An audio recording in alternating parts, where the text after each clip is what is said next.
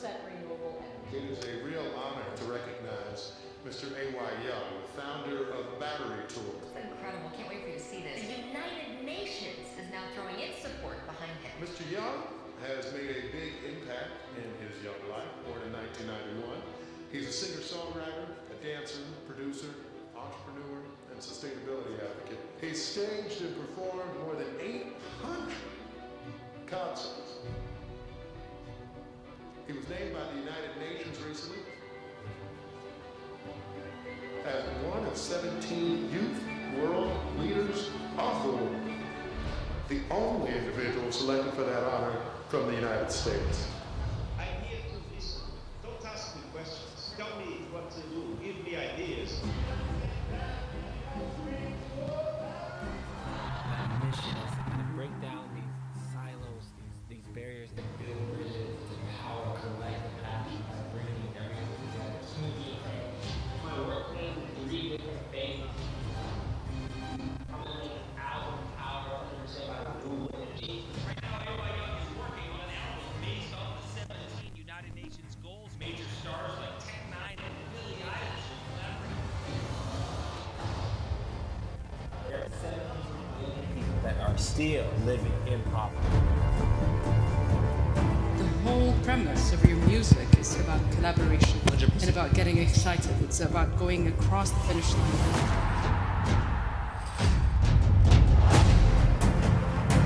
I don't think anyone can disagree that everyone needs to have access to energy, water, food.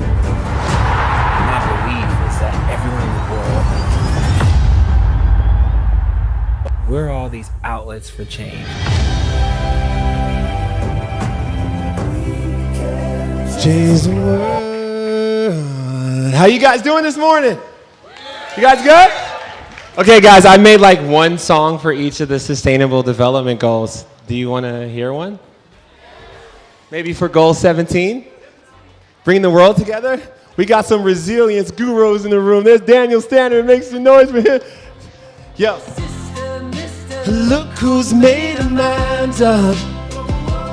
And now I can't find the reasons not to give up. How you guys doing? You guys good? What's up? Teachers, leaders, dreamers, let's go. Oh, let's turn to a concert this morning. You can stand up, guys. 5 words. I need your help because no one knows the song, right? Sing it out. Say, we can change the world. You guys ready? Say, we can change the world. That's good, COP27. All together, building resilience. Go, we can change the world. Yeah. So we got to come together now. We got to come together now. Oh, this is good, guys. It's a concert. See, I don't like it any more than you do.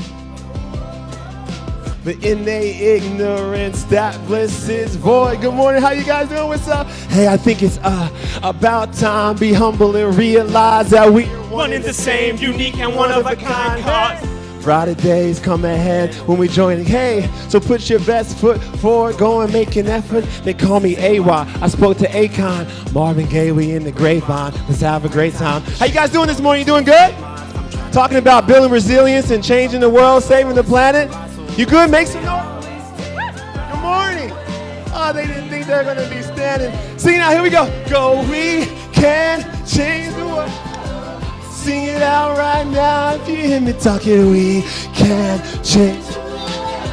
Black, white, yeah. Everybody saying we can change the world. We got to come together now. We got to come together now. See, oh, we've got to come together now. Oh, we've got to come together now. It's good, guys. Together. See, we've got to come together through the wind and stormy weather. Hey, I think we've got to come together. Guys, I'm so happy that we have this Marrakesh partnership that builds resilience. Let's all support Sharm El Sheikh adaptation so we can take action. Peace out, guys. Thank you.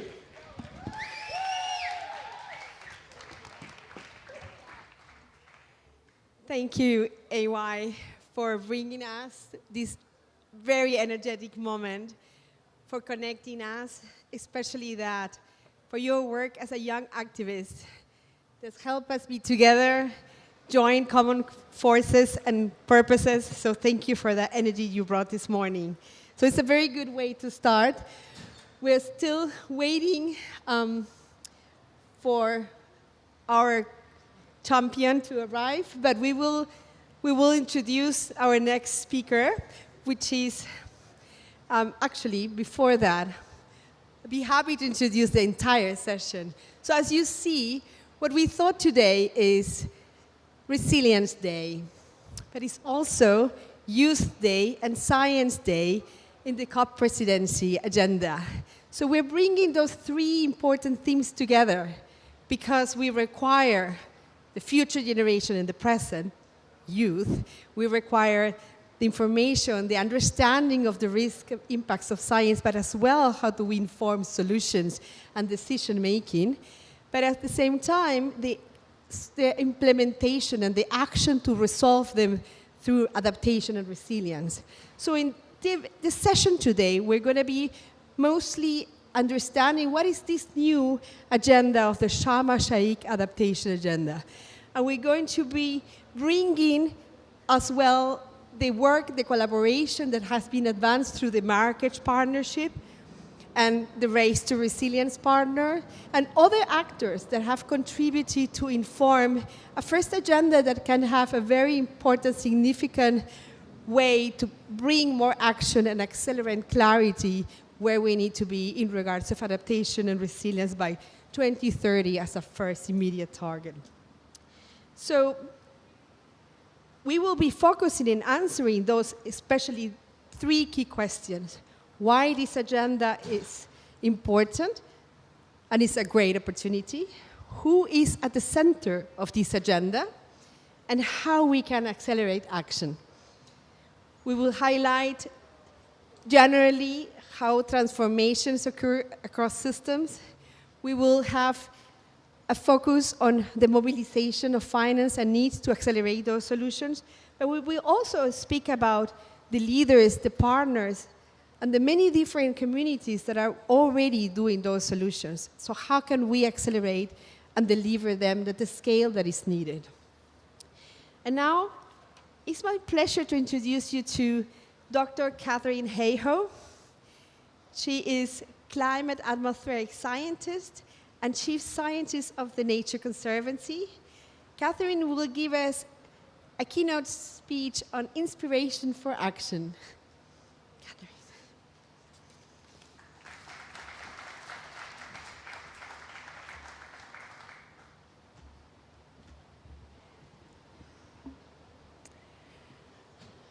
I'm not a musician. I'm a climate scientist. And that seems very disappointing right now. But as a climate scientist, we recognize the same things that we just heard about. The risk of inaction and the urgency of action. We know that we are conducting an unprecedented experiment with the only home we have. As far back as we can go in the history of this planet, we have never seen this much carbon going into the atmosphere this quickly. We know that we have three choices. We can reduce our emissions, we can adapt and build resilience to the changes that are already here today and that are coming tomorrow, or we can suffer. And the more and the faster we reduce our emissions, the less adaptation is needed and the less suffering there will be. It isn't an either-or because the changes are already here. 30 years ago, people might say, oh, we don't need to adapt yet, we can just reduce our emissions. But that day has long passed. And we know as climate scientists that if anything, we have underestimated the impacts of a changing climate on our society. One of the biggest ways climate change is affecting us is by loading the weather dice against us. Wherever we live, we have heat waves, droughts, floods, hurricanes, typhoons, cyclones, wildfires. But as the planet warms decade by decade, the science is showing us that climate change is supersizing these events. It's making heat waves stronger and more dangerous. It's making droughts more intense, making flooding more widespread, and making our tropical storms much more intense. When we look at the handful of countries that are responsible for the bulk of our heat-trapping greenhouse gas emissions, and then we look at the countries that are most impacted by these supersized weather extremes, it's almost the exact opposite. The countries where most people are affected by climate extremes are countries like Malawi, Mozambique, Somalia, Afghanistan, Bangladesh, Pakistan. We know that climate impacts are not fair. We know that climate change has already increased the economic gap between the richest and poorest countries in the world by as much as 25% over the last 50 years. But even within high-emitting countries, there are huge disparities in how climate change affects people. Low-income neighborhoods, people who don't have homes, people who lack the resources to live in a place that is not in a flood zone or an extreme heat area. These people are also disproportionately affected by the impacts of a changing climate. And so that's why building resilience is so essential. We don't have time for single wins. At this point in time, we need solutions that give us win, win, win, win, and wins. Like what? We need solutions that improve the quality of the air that people breathe, that reduce inequality, that address poverty, and that take up carbon too. We need solutions like protecting and restoring coastal wetlands that protect us from storm surge, restoring the mangroves along the coast that provide wood, habitat, and protection, greening urban areas so that people have protection from heat waves, trees that can absorb air pollution and take up carbon too. We need all of these solutions, and the good news is we know what a lot of these are. How to adapt, how to build resilience, how to work with people and with nature. It isn't a mystery. People are already doing it around the world. But what we need to do is we need to scale that up. We need that systems approach. We need climate resilience to not be a separate bucket. What do I mean by that? Well, imagine that you're a city, an organization, a company, a region, a state, a province, a nation, and you're making decisions. You have economic decisions, you have infrastructure decisions, you have health decisions. You have all these decisions that you're making in different buckets, and you say, and then we have climate resilience. We don't have time for that. We don't have time not to have time for climate resilience. We will not achieve the goals that we want to achieve if we leave climate change out of the picture. But what we need is to incorporate climate change into every aspect of our infrastructure decisions, our transportation decisions, our water, our food, our supply chain decisions, our health decisions. Why is that? Because our entire human society is built on an assumption that we often don't consider.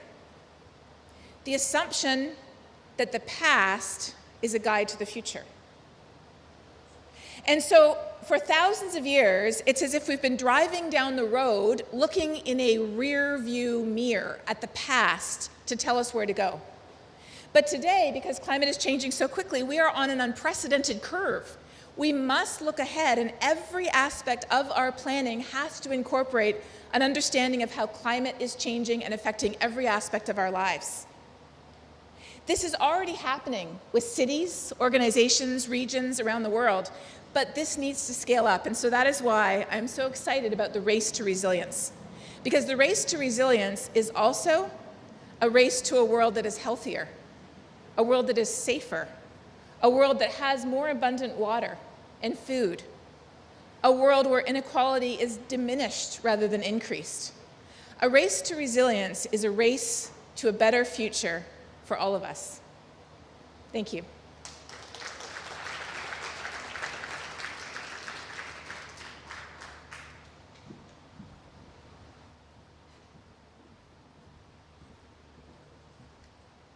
Thank you very much, Catherine. And now it's my pleasure to introduce you to Dr. Mahmoud Mohideen. He is UN Climate Change High-Level Champion of COP27. Please, Dr. Mahmoud.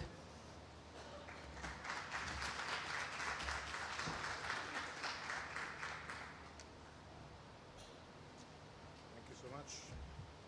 Good morning to you all. It's great to address you today, and I was happy to listen to part of the important words by Dr. Catherine.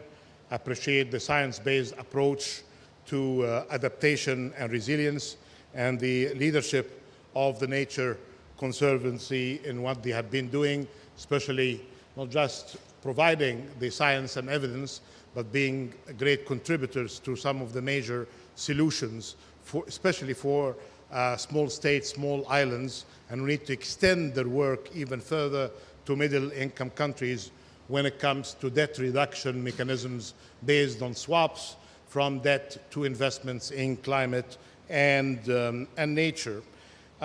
So, building on her words, I don't like to say much on the extent of the problem that we're facing, but just in summary, we are in trouble when it comes to resilience and adaptation because the world had failed in doing well in the first line of defense, which is mitigation, by dealing with the increasing emissions. And we know based on the IPCC reports that we are deviating from targets. We are not reducing emissions by 2030 by 45%. Actually, we are adding to that, and even the NDCs that have been shared as summarized by WRI in their work, they are not really getting us on target. Even as a promise, they need to be multiplied by at least by a factor of 6 in terms of ambitions. So that requires more investments and more finance and more of use of science and technology when it comes to adaptation and resilience. And I have just few practical remarks in an implementation COP on what we should really be doing together in this front. Some of you may have already seen the announcement of the Sharm el-Sheikh Adaptation Agenda, or the Sharm Adaptation Agenda, defines the attainable outcome targets across the impact systems, identifying water and nature, human settlements, ocean and coastal areas, infrastructure, and cross-cutting enablers of planning and finance, with specific targets, specific timelines, and attached to that some adequate costing as well to identify the gaps at the country level, at regional level, and then globally. I think we should be doing a better job than the guesstimates processes that we are involved in when we are trying to identify where the gaps are to minimize confusion. I like to commend as well the work by Nick Stern and Vera Songwe when they identified the gaps globally, and the report is available on finance for climate action, with good identification of requirements from all sources, public, private, domestic, and external, to these good efforts. I think of relevance to this work is the investments in data systems. The early warning system as an initiative by the Secretary General is more than welcome, but that requires huge investments in the ecosystem in countries at national level and in local level as well. For such early warning system to be helpful, it needs to be supported by investments in the whole system of prevention and response. This will generate the early warning system rich data that could be used by scientists, by governments, and by insurance companies and the financial mitigators in order to improve their work going forward. And we need to expedite that. And I hope that some of the more vulnerable countries, as we had seen in the case of Pakistan, many countries in Africa and Latin America could be among the first utilizers of this new initiative. But this requires huge funding that should be available, and we heard the big numbers in the first phase by WMO on that. The race to resilience, which is basically the answer of the champions to support the good work coming from the state side, is gaining momentum, but still in terms of membership and in terms of commitments, we need to enhance that even further. I was told by my colleagues on the latest updates of the figures by Rama and Juani that we are around 1,700 of membership. If we compare that to the members of the Race to Zero, it's more than 11,000. Of course, it's a different approach, but that gives you something about the disadvantaged file, which is basically the adaptation file, even when it comes to membership. And of course, we know that it is the disadvantage when it comes to finance. By MDBs, the multilateral development banks, 80% of funding is going to mitigation and 20% is going to adaptation. This needs to change by having more to mitigation, definitely in terms of absolute figures, but we need really to have a fairer share for finance for adaptation at the same time. So another practical perspective on how to get matters better, we need to strengthen this line of defense on the resilience, which is the second line of defense in cities and regions as the first responders to the climate emergency. This requires, again, science-based approach, finance, and behavioral change about the priorities when it comes to climate action in this area. Additionally, as part of the race to resilience that I just mentioned, I'm happy to see growing role of the insurance adaptation efforts, including by the Insurance Adaptation Acceleration campaign to mobilize 3,000 insurance companies equal to 50% of the market by the end of this year, when we are going to be there for COP28 hosted in Dubai. And finally, new initiatives focusing on Africa led by partners and collaborators. I'm happy to identify the following. In this very room, we have seen the launching of the African Carbon Market Initiative, ACMI. It even had an acronym now that we are encouraged to use from time to time. And we have with it an Africa Insurance Risk Facility, and we have some good work on the swaps based on the good examples by Seychelles, by Belize, and more recently by Barbados. To be frank, not just because I admire Prime Minister Maya Motley of Barbados, but because of her way with her team to accumulate knowledge based on best experience. So they built this KPI based on finance after the good work by Belize and Seychelles on project-based funding. And I think this is very much the way going forward when it comes to having finance at scale by reducing debt and investment in climate and nature. I'm encouraging countries in Africa and my region here to embrace this idea. This will not happen without the involvement of the Nature Conservancy and the good work that they have been doing as TNC to minimize the transaction cost and enhance the feasibility of funding going forward. So this is a very important engagement. For an implementation CAP, we need to think about it like this. First line of defense on mitigation, we need to make a better effort in it. Now, the heavy burden is on the adaptation side because of continued failure to meet targets in mitigation, so we need to invest more. Otherwise, we'll be going to the last of last resorts, which is basically the third line of defense on loss and damage. We are observing closely what's happening in the negotiation rooms for that particular file.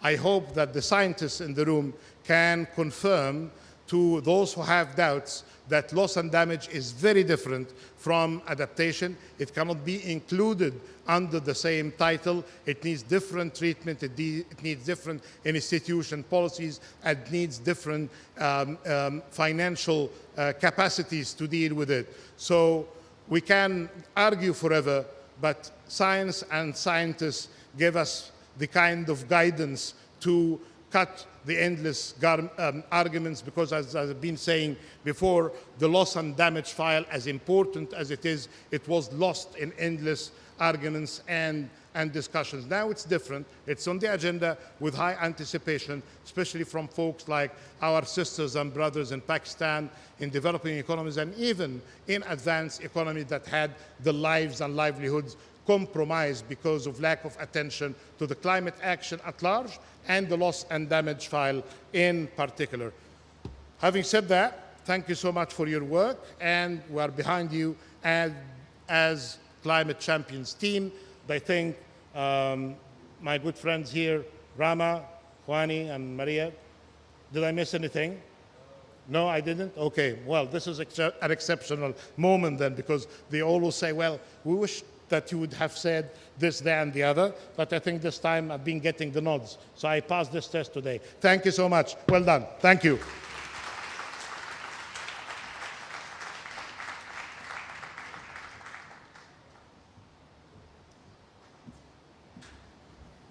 Thank you very much, Dr. Mahmoud. Previous one. So before I start with the next panel, I'd like to introduce myself. My name is Marcia Toledo. I'm the Resilience Lead of the Climate Champions team. I'll be moderating these sessions. There are going to be 3 conversations coming, and we're going to have also other leads coming and supporting those conversations. We would like to encourage that you also can share your thoughts, your opinion, your ability to also complement ideas. We're not going to have question and answers, but mostly if you have a thought that you would like to share, to expand, to complement, we're going to be able as well to bring the mic to 2 to 3 interventions, just small, so that we can achieve the timeline we have. But wanted to put that ahead so you can think about as well, what would you like to share that we can help complement the discussion we're going to have. So, previous one. Before we start, I would like to invite the next panel, which is conformed by Karen Sack, Executive Director of Ocean Risk and Resilience Alliance, Sylvie Wabbs, Resilience Lead of the Food and Agriculture Organization of the United Nations, Anna Asti, Undersecretary of Rio de Janeiro on Water, Natural Resources and Investments, Sheila Patel, Founder Director of the Society for Promotion and Area Research Centers, and Ashwin Dajal, Senior Vice President, Power and Climate, the Rockefeller Foundation. Thank you. In this panel, we will be addressing why it's important to tackle and accelerate adaptation and resilience, understanding the systems, the different systems that have high impact, and how we can do that, how we can accelerate radical collaboration for that. So all the mics should work. Can you test yours? Hello? Perfect. Thank you. So I'll start with you, Karen. You are working as a Race to Resilience partner and an alliance that brings many different actors together. You are understanding the different solutions, the challenges. Tell us why it's so critical that we address urgent action for oceans to accelerate adaptation and resilience. Thank you so much for inviting us. It's a pleasure to be here and to be a partner with Race to Resilience. So we have the air conditioning on today, but 50 degrees Celsius is the temperature at which human cells start to degrade. If it weren't for the ocean and the amount of heat from our emissions that the ocean has absorbed, our average mean temperature globally would be 50 degrees Celsius. And this air conditioning noise would not even be helpful to us. Because of the ocean, the average mean temperature globally at the moment is 13 degrees Celsius. So the ocean is not a nice to have. It's an essential planetary asset. And we haven't really focused on why we need to protect it in the past. So the question for us really now is how we nurture that asset, how we can drive investment into it. And to do that, really the answer is both nature and nurture. And I think we all know from some of the comments that Catherine made earlier that nature can deliver up to 30% of climate solutions. And the incredible thing about nature is that it's been adapting to change and building resilience for millennia. So let's learn from it, let's work with nature and nurture those solutions by driving investment into it, working with communities to do so as well. And that's where Aura comes in, through this collaboration, really working at the intersect of finance, climate and ocean policy with partners from the private sector, the public sector, civil society and multilateral organizations to drive significant investment into the space at scale. Thank you, Karen. Important is that different sectoral approach and the urgency, as you said. If we do not take action now, it's going to be too late. We're going to see the impacts of a warming ocean. Absolutely. Sylvie, you're working for many years advancing opportunities for increasing resilience in agriculture and food systems. Why is it urgent that we take that multi-sectoral view, that we take a system view, and how we can accelerate this? Thank you, Marcia. Yes, we need to take joined-up action not only for agri-food system, but across systems. And the way Karen spoke about ocean is key, and share that language. But let me just speak about the agri-food system, which is really need to transform to become one of the main solutions to the climate crisis. We not only need to do that for tackling the climate crisis, but also for the food crisis. Today, we have more than 200 million people suffering from acute food insecurity. That's not acceptable. And tackling some of the food crisis issues is very important, and tackling climate change goes together with that. So that's one of the very strong justification for urgent action. So both climate is one of the drivers of hunger. Together with conflict and with other crises and disasters, climate change does not act alone. It's a driver of major risks, extreme events, but also agriculture, food production, which is a climate-sensitive activity, is very exposed to multiple shocks and stresses. You have the whole list of shock and stresses from climate change. In addition to the number of people who have agriculture and food type of livelihood, we count about 2.5 billion people with agriculture livelihoods. That's including fishers and fish farmers, by the way. But there's probably more than 4 billion people with food-related activities, of food actors. And they're extremely vulnerable and affected and threatened by climate change. So that's another element for the urgency to act. We have the UN Food System Summit in 2021 that has been putting and advocating for transforming our food system in a more inclusive, resilient, sustainable way, because today it's failing to deliver on these three dimensions. So we have a system approach that's on the agenda, which is still need to act together urgently. We also know that agriculture sectors absorb more than 26% of the total economic losses from climate-related disasters. And listen to this, when it comes to drought, it's 80%. It's huge. We've seen what's going on in the 5th consecutive drought in the Horn of Africa today. Another argument for urgent action. In addition, the smallholders, small farmers, fishers, tree dwellers, livestock owners, they produce more than 80% of the food supply in developing countries. 80%. And they are on the front line of climate change. Isn't that not another argument for acting quickly, fast, now? So I think this is all the rationale for really putting the transformation of a system, which means from production to consumption, including processing, distribution, refrigeration, and up to the table, a system approach for addressing multiple climate risk and impacts across all these different value chains, putting emphasis on the people and the local action. I think I stop here on the solution. Thank you. Fantastic. Sylvie, excellent.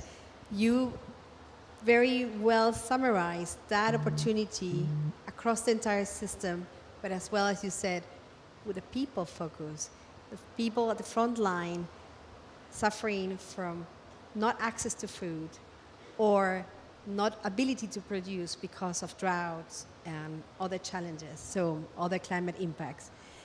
Anna, you're working in a highly populated state, and you struggle with challenges with all the cycle of water, access, provision, and sanitation.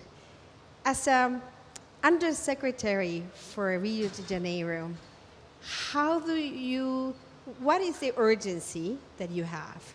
And how are you addressing both engaging on planning and finance for resilient approaches, for resilient decisions that include lowering mitigation, but at the same time enhances water security, restore the nature? What is the urgency, and how are you delivering that? How are you responding to that? Thanks. Hello, everyone. 100 years ago, we were only 500,000 people in the metropolitan area of Rio. There was no metropolitan area in Rio de Janeiro. We are now 13 million people. So in 100 years, the population just jumped. And how were we prepared for this amazing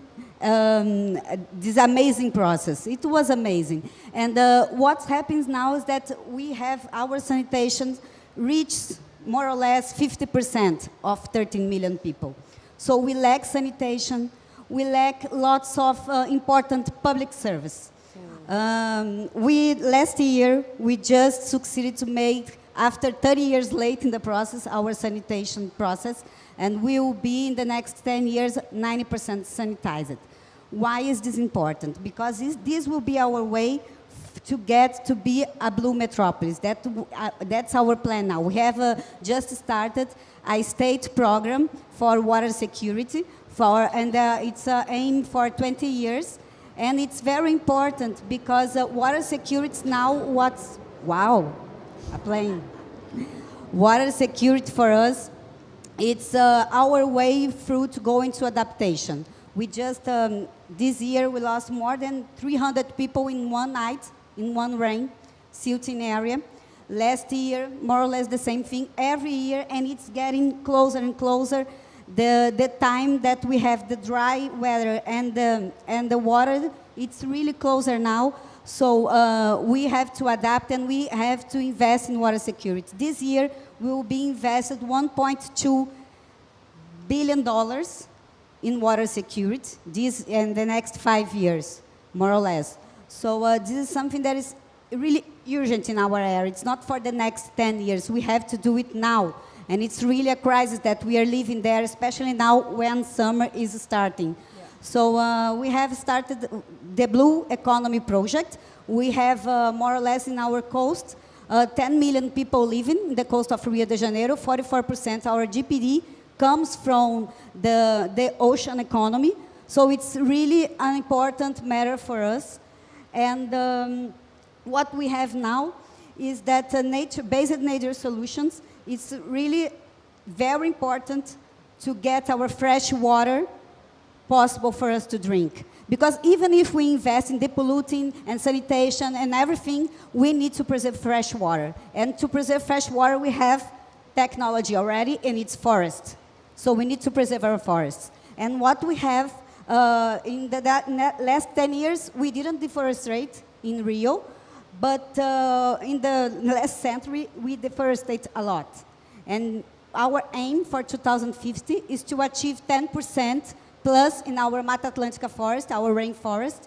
This means 441,000 hectares of forest. We have in our Mata Atlântica fund, which is a blended finance fund, we have now 120 million, but we would need $5 billion to reforestate 10% of Mata Atlântica forest. So it's something huge. We need really to invest in new platforms to access finance. So we are now, we have an MOU with NASDAQ Technology through JAP, and we will start a platform, environmental asset platform in Rio de Janeiro. By the end of the year, we started the first operations for carbon credit. It's a private platform, it's not a public platform. We will be entering the platform with our public assets, our forests. We have more or less 1.4 million of hectares in forest now. We want to achieve 1.7, but we have 1.4 now. And, but what intrigues me and what I want to learn, and I think that to be in COP it will be really important, is that how we see the financing structure for a territory, for a region. So what I'm saying, I have different kinds of environmental assets. Water can be an asset. Credit water. How do I plan credit water in an environmental asset platform? So all of this we are thinking inside our blue economy plan for the next 20 years in Rio. Sorry. Fantastic. Lots of information, 5 minutes. Thank you, Anna. Actually, you help us expand the thinking we're having, collaboration, partnerships, many solutions towards one common goal, systemic, across sectors, across the value chain, focusing on people, like what Sylvie said. And you are bringing the perspective of improved planning, innovative finance mechanisms and approaches, and also consider strongly nature-based solutions at the core. No? So thank you for sharing your experience. And Sheila, you're working very hard to address the challenges on human settlements, on informal settlements. And you have also a vision and a campaign coming up in the next days. Tell us the urgency and how you think this can be addressed. So thank you very much for inviting me in this August speakers lineup. Today, Catherine, thank you very much for giving me the segue for why I'm doing what I'm doing. I'm part of an amazing global network of slum dwellers in 33 countries where women's collectives are at the heart of this process. They are the ones who design, construct, finance their own homes, despite what governments try to do. And they are at a loss today on how to protect themselves in these new extreme climate conditions, which they don't understand when, which one will hit them where. Their building techniques, their systems of their survival, food, transport, health, everything is completely dysfunctional because what they did in the past is no longer functional anymore. And it's amazing that women themselves put a list of things. These are 50 women from these 33 countries who we call our global leaders, who put together this list of 5 things of what we want to understand so we can make change happen. And Roof Over Our Heads is the first campaign. It's interesting that we are in the MENA region, where in Arabic, Ru means soul. And they say that our home is our protection and it is the soul of our understanding of who we are and where we live.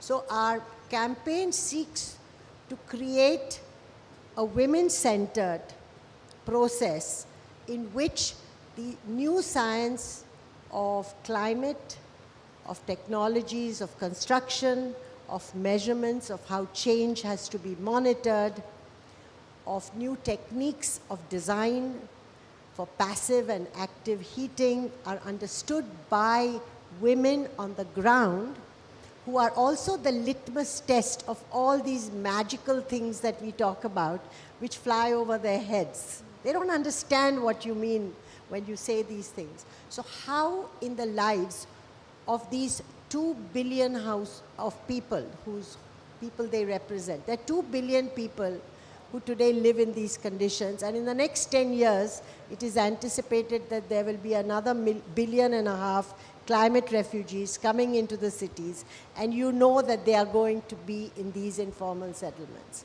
So they see themselves as torchbearers of integrating this new knowledge, of testing the solutions that all of us are throwing at them, so that they become the petri dish in which this transformation happens. So we are anticipating that there will be 100 such groups in 30 to 40 countries. We have invited, you have been very kind to help us with our roundtables, bringing everybody together. But we are hoping in the next 2 years, we will develop climate linked. You know, we are informed by science that there are 5 major climatic zones for cities. We're going to test what solutions that are affordable to poor people that they can do themselves, so that they don't just become beneficiaries and victims of this process of, and all of us in the adaptation space telling them, you poor thing, we tell you what to do. They want to be active participants. They want the right to access the kind of research that Catherine is talking about, and which all of you are discussing with food and water and everything, so that they make informed choices themselves. They demonstrate what others can do, and they can make new demands on their cities, their countries, and all of us globally. So wish us luck. Thank you, Sheila. Very powerful and very important for us as well in our story we're building. You bring the dimension, perhaps the most clear, connected to the vulnerability of the human being. Without a home that protects your soul, without security, it's impossible to also fight and be adapted to the climate change. So thank you for bringing all the efforts rooted in women, rooted in communities that are identifying opportunities to take the slum out of the people. Ashwin,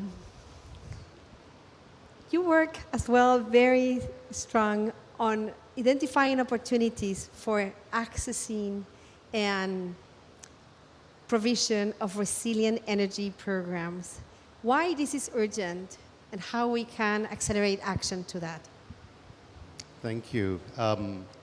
So it's a pleasure to be here. I read the 30-point agenda, and I just can't say how important that agenda is, and I'm so pleased to be part of an effort to support that. So firstly, just congratulations. Secondly, I have to say I have slightly, it's so exciting to be on a stage with Sheila, who's been a friend and an inspiration for such a long time. So listening to you again is just so great. So look, when we talk about energy systems and we talk about infrastructure, we tend to think about it as, how do we make infrastructure resilient? And I think that's a really important part of this question. But we also have to talk about how does infrastructure build resilience of households, of communities, of societies. And that's what I just want to say a couple of words about, because in many cases, in order to make infrastructure resilient, you have to first have infrastructure.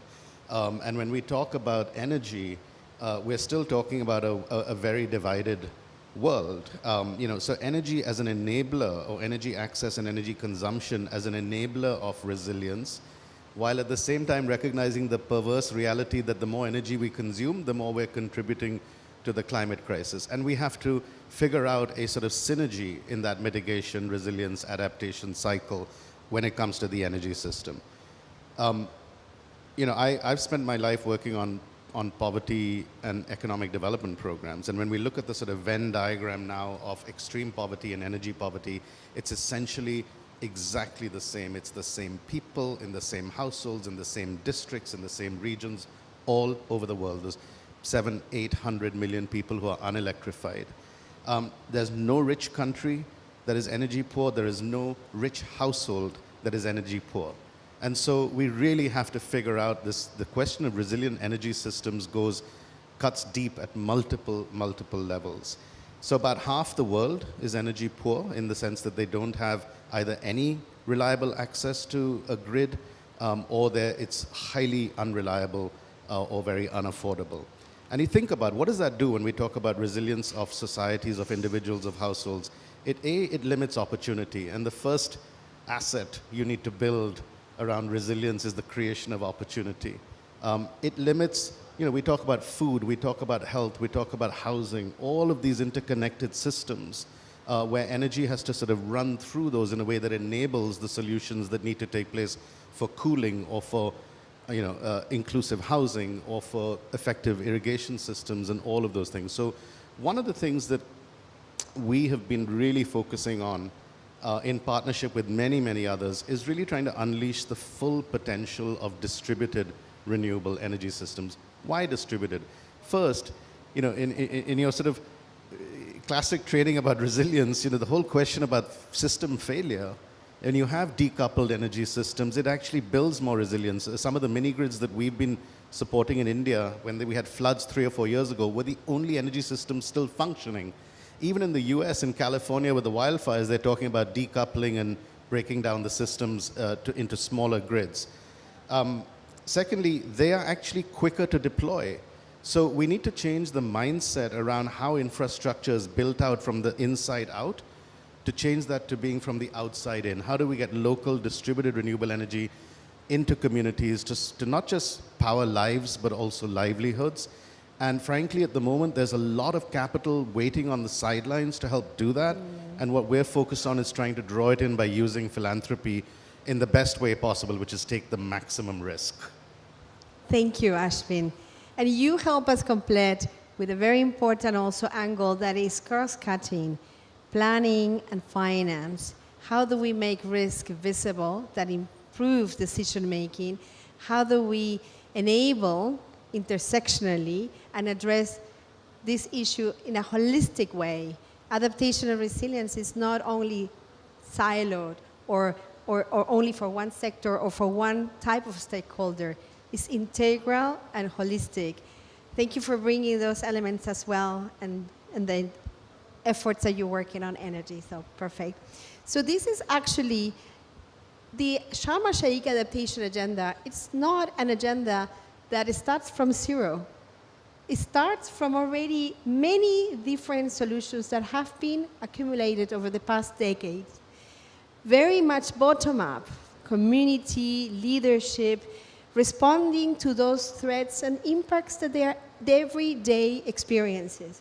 But what the Sharm el-Sheikh adaptation agenda is bringing is an opportunity to articulate it, to have a system view, to bring the many multiple actors that actually play a role and can play even more role into a synergy, into synchronicity. And for that reason, the different already identified opportunities where the planet can be by 2030, how we make it tangible, how we can avoid that narrative of adaptation is important, it's everywhere but nowhere. How can we change that by saying, actually, there is an opportunity, we have the science, we can already understand what are the certain investments in ecosystems, for example, restoring mangroves, or certain changes that we need in water security requiring interventions with nature-based solutions, or in food and agriculture, climate resilient systems. All of those solutions, what is the opportunity by 2030? Those adaptation outcomes are actually based on that experience of implementation that are existing and allowing us to have a much more manageable agenda to gear action towards, to facilitate planning, but as well the mobilization of the finance that we need. So I want to thank the panel. This has been a very enriching discussion, so thank you very much. We're going to go straight to our next person invited, and afterward we're going to have two panels where we can open more space for reflections. I'm a little bit afraid we're running out of time, so it's okay in that sense. So thank you, Karen, Sylvie, Anna, Sheila, and Ashlyn.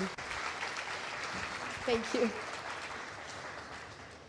So it's my pleasure now, as we heard this discussion, as well, the perspective of the people, the ones that are experiencing those challenges. And we've invited Emithal Mahmoud, who is a poet, UN Refugee Agency Goodwill Ambassador, and an activist, to share with us her interpretation of the urgency. Emmy, please.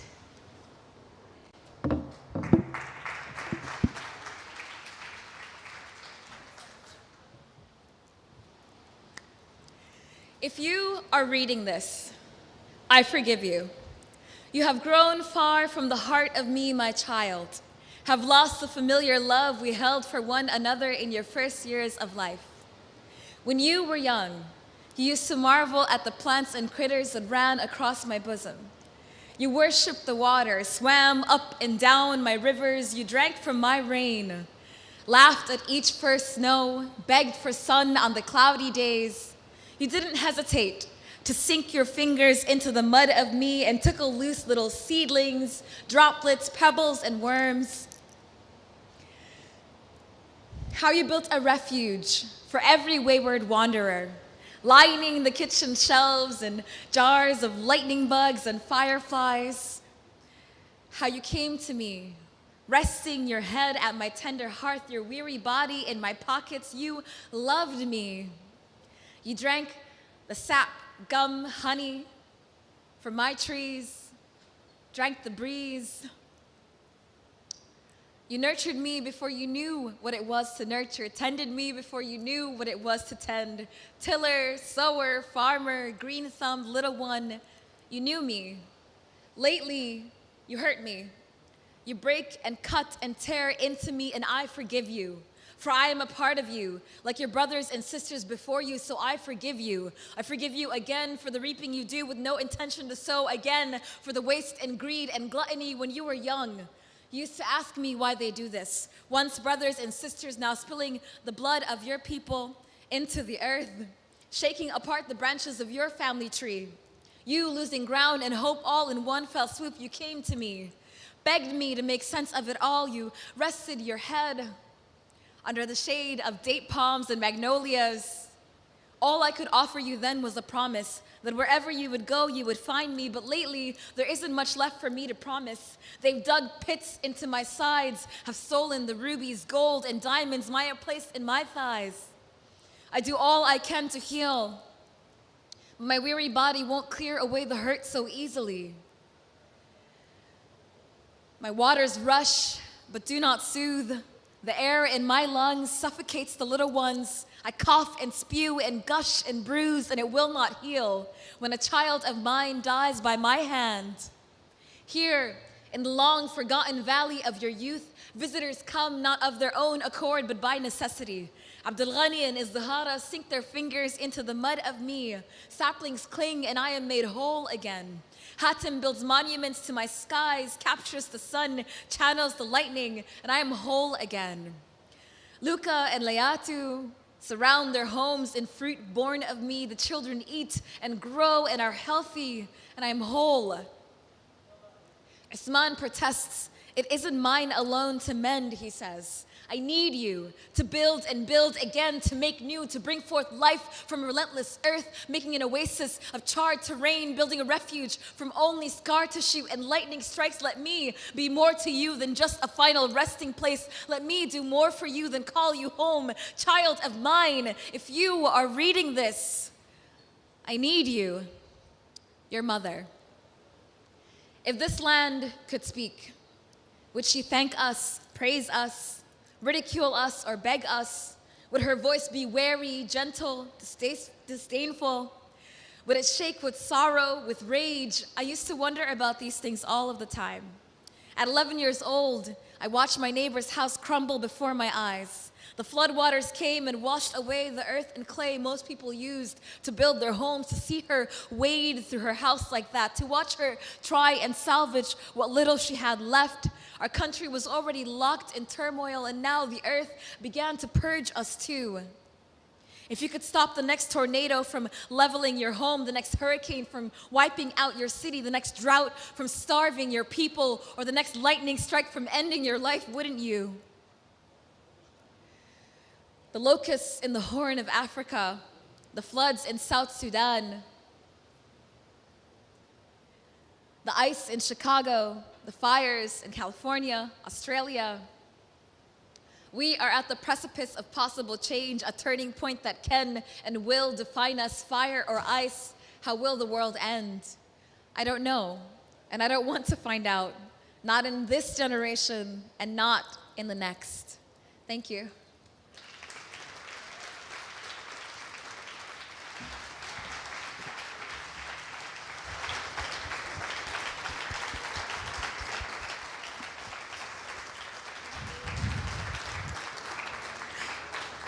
Thank you, Amy. You made us connect with the humans we are. You help us put the face on adaptation and resilience. Your work as a UN Refugee Agency Goodwill Ambassador, you have seen many different challenges and difficulties. Please tell us why we need to not forget to put people at the center of adaptation and resilience. Thank you so much, everyone. I'm very humbled to be here. Thank you for having me. And thank you for the beautiful question.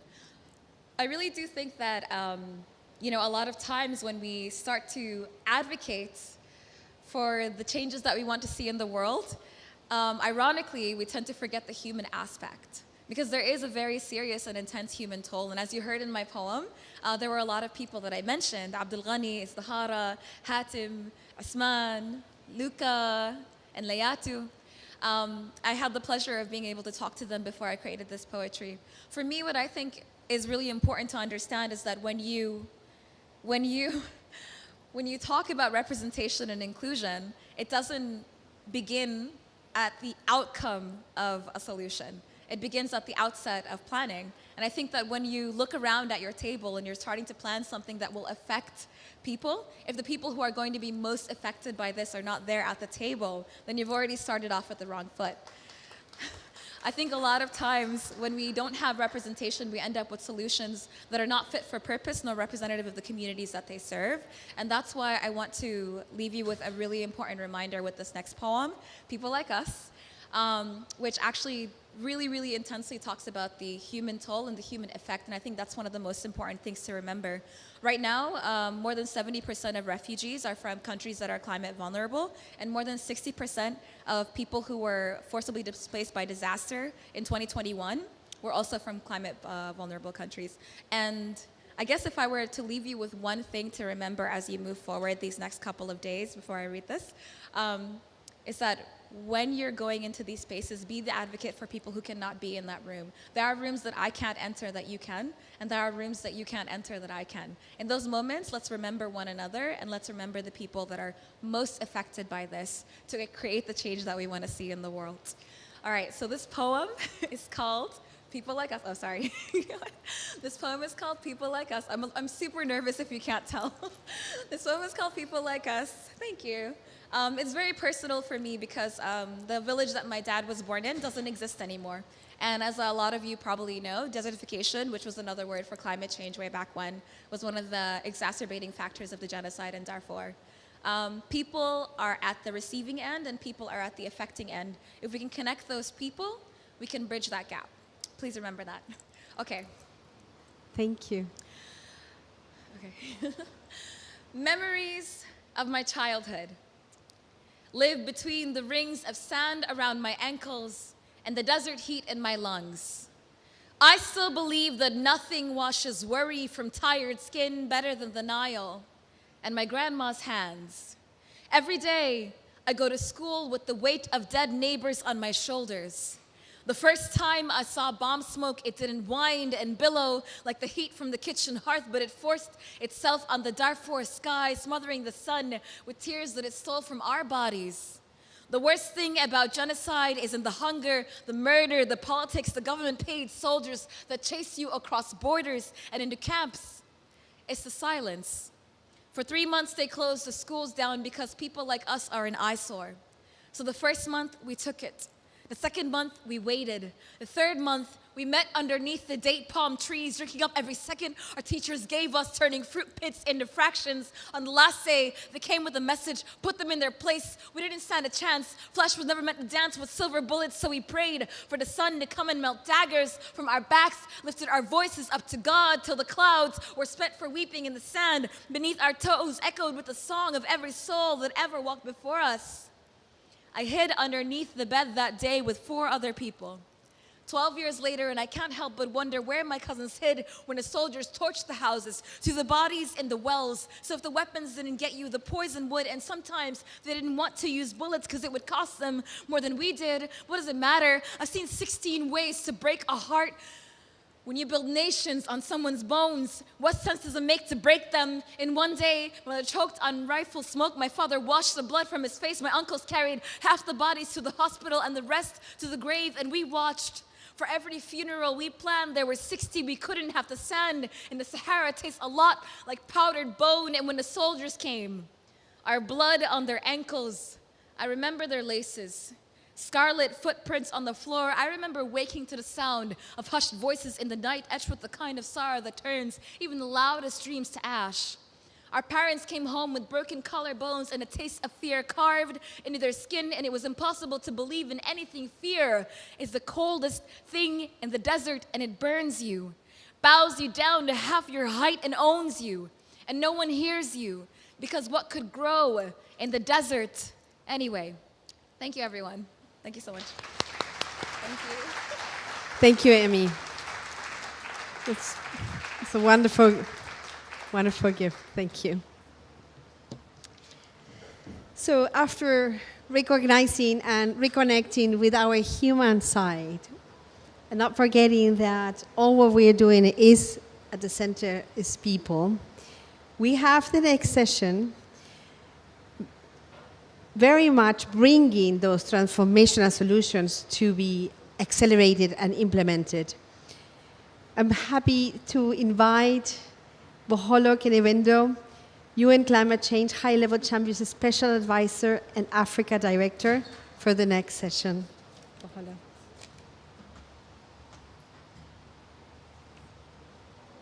Right. Thank you, Marcia. Thanks, Sammy. In the spirit of putting a human face to adaptation and resilience, we must indeed make sure that we are regionalizing our work and localizing our work. And so in accelerating adaptation action and building a resilient world at pace and scale, we recognize that we need alignment, collaboration, and a common vision. And in the spirit of radical collaboration, I have the pleasure of welcoming to the stage Mr. Joseph Ngaga, who is currently the Vice President of the Global Energy Alliance for People and Planet. Welcome, Joseph. And as he takes his seat, I also would like to introduce Ms. Dorothy Maseke, the Group Head of Risk and Compliance at ICEA Lion Group. Just to note, the ICEA Lion Group is also a member of GFANS, and they are part of the task force with UNEP-FI. Thank you for joining us both. Do you have a mic, Joseph? Okay, great. So we've heard quite continuously about the Sharm el-Sheikh adaptation agenda. Yesterday, Dr. Muhyiddin mentioned that insurance in itself is the first line of defense when it comes to building resilience and adaptation. So I'm going to start with you, Dorothy.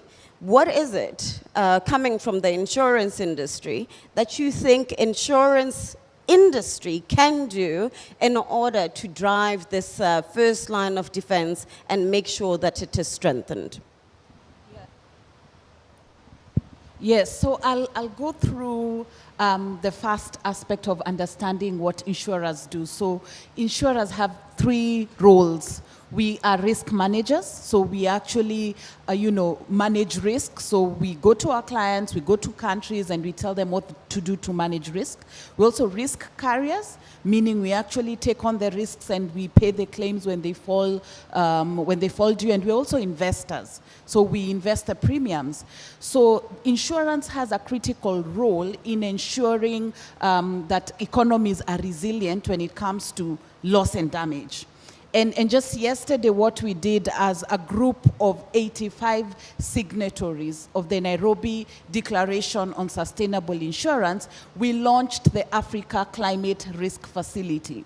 Now, this facility will ensure or enable private sector participants to actually introduce products and solutions for that first line of defense on loss and damage. In this facility, we made some pledges and some commitments. We pledged to underwrite 14 billion USD in terms of premiums up to 2030. That's a cumulative figure. We also pledged to insure 1.4 billion Africans, again cumulatively, between 2023 to 2030. And we will be insuring them against floods, against cyclones, and against drought. So that really is what we did yesterday. Fantastic, Dorothy. One could ask, what makes this initiative and this facility different from many others that we know have been announced either this week or before COP, but all in the lead up to COP? Yes, so this is different because one, it is market driven. It is private sector led. It is the insurers coming together and saying that we have a critical role to play. And these are insurers across Africa. So the fact that it is market-driven, it means that, the insurers are coming together to actually play a role in creating appropriate solutions. Again, it's Africa initiated. And just goes back to saying that we need to actually develop solutions, African solutions, for Africa's problems. Fantastic. Thanks, Dorothy. Joseph, co-conspirator. It's been great. We launched the African Carbon Market Initiative on the 8th. Many have been talking about this, and we want to know, why was it important that we make sure that ACME gets off the ground? Thanks, Bokolo. Hello, everybody. I think, following on to what my colleague just said, we need Africa solutions for Africa challenges. The Africa Carbon Market Initiative was launched 2 days ago, or yesterday.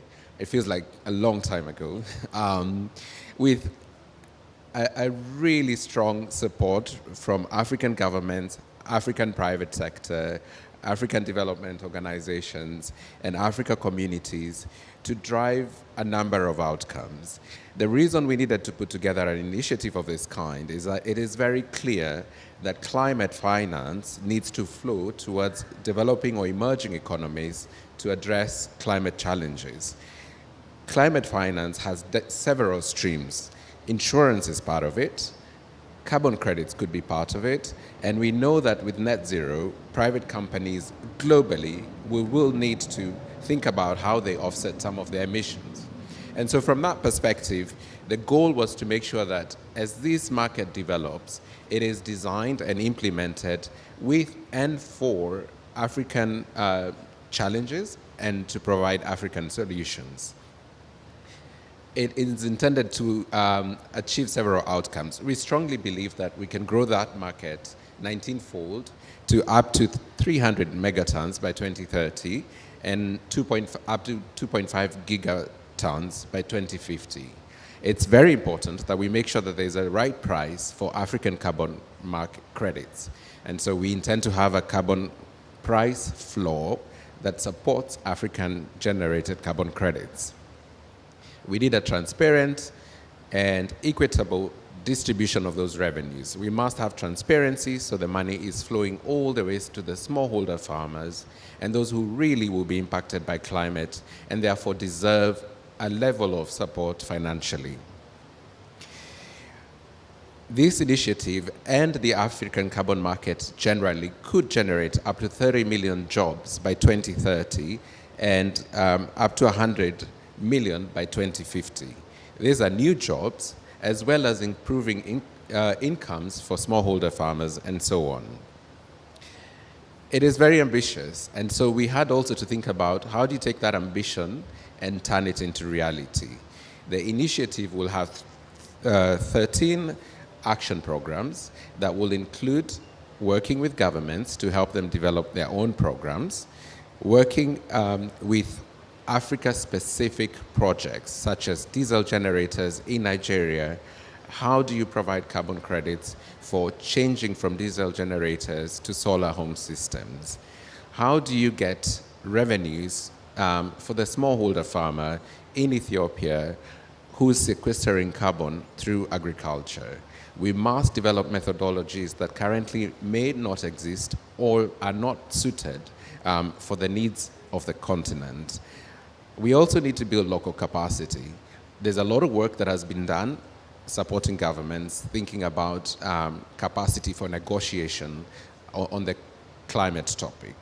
We need to go one level lower and talk about how we help build local capacity for verification, for project development, for certification, so that we ensure that this opportunity on the continent is affordable, is suited for smaller sized projects, which is what we will see coming from the continent. There will be other objectives, but those are some of the ones we will target. Thank you. Thank you very much, Joseph. It is very clear that a common thread during COP27, the days that have passed, is about financing for development.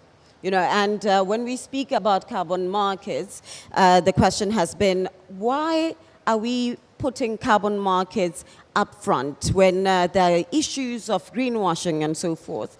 But we are focusing on financing adaptation and resilience for the communities. Can you unpack that statement a little bit more? That's a very good statement. Let's see.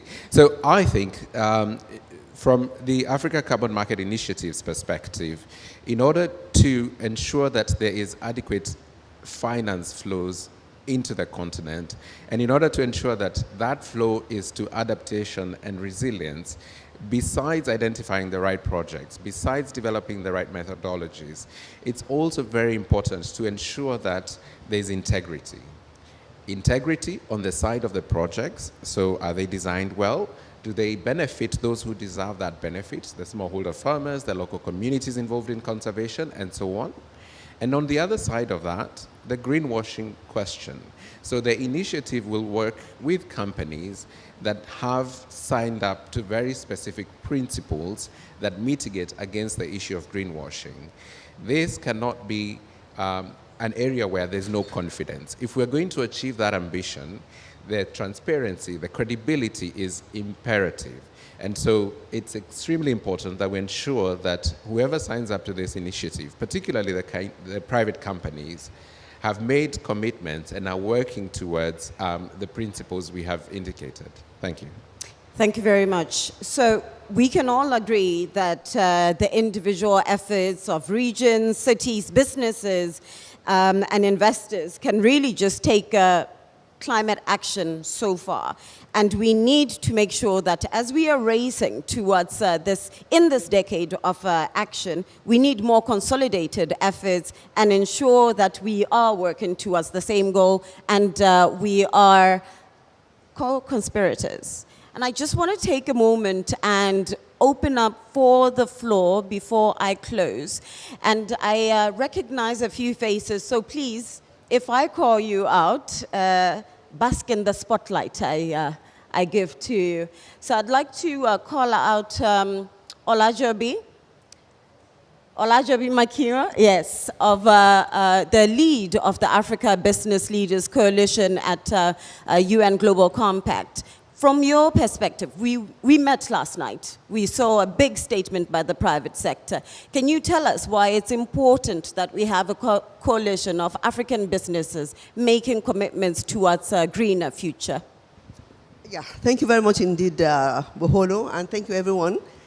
Let me actually read from the statement that was released yesterday by the private sector. Let me read it so that you can hear the voice or voices of these 56 CEOs from Pan-African CEOs. Let me read. I have, the 56 CEOs, 56 chief executive officers and chairpersons from a diverse range of sectors representing more than $150 billion in revenue and over 1,000 employees across 50 African countries said that they believe that the African private sector is uniquely positioned to positively shape the future of our continent and improve the welfare of our communities. So they believe in that.